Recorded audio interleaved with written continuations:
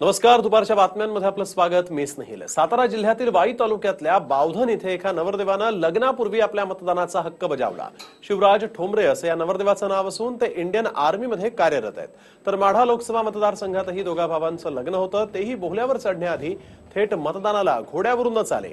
मतदान केल्यानंतर मतदानासाठी वेळ काढा, जबाबदारी पार पाडा असा संदेश त्यांनी हातात पत्रक धरून दिलेला आहे. सोलापूर जिल्ह्यातील माढा मतदारसंघात असणाऱ्या विनोद गायकवाड या तरुणानं देखील लग्नाच्या बोहल्यावर चढण्याआधी लोकशाहीचा सर्वात मोठा उत्सव असलेल्या लोकसभेच्या निवडणुकीत मतदानाचा हक्क बजावलाय.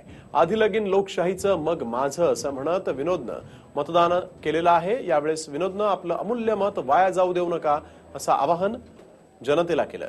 तर साताऱ्यात मतदानाचा हक्क किती महत्वाचा आहे का नववधूनं देखील दाखवून दिलं.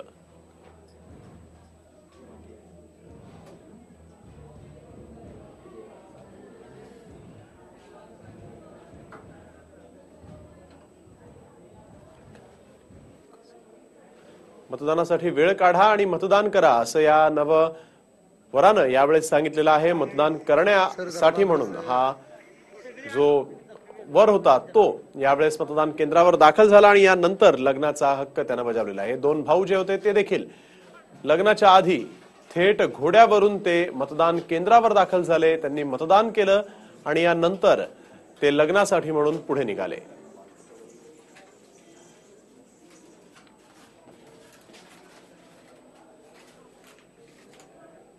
लग्न हा प्रत्येकाच्या जिव्हाळ्याचा विषय असतो. त्यामुळेच अनेक जण लग्नाच्या तयारीसाठी महिनाभराची सुट्टी काढताना आपण पाहिलेलं आहे. मात्र सोलापूर जिल्ह्यातील माढा मतदारसंघातील विनोद गायकवाड या तरुणानं लग्नाच्या बोहल्यावर चढण्याआधी आपला मतदानाचा हक्क बजावला आहे. माढा तालुक्यातील माळे गावात राहणाऱ्या विनोदनं आधी लगीन लोकशाहीचं मग माझं असं म्हणत आपलं कर्तव्य पार पाडलं.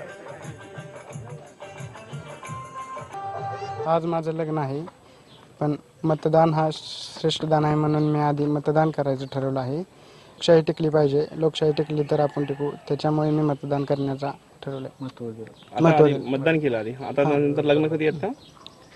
संध्याकाळी पावणे 7. तुम्ही आता लग्नाच्या मंडपातूनच इकडे आले? लग्नाच्या मंडपातूनच इकडे आलोय मी.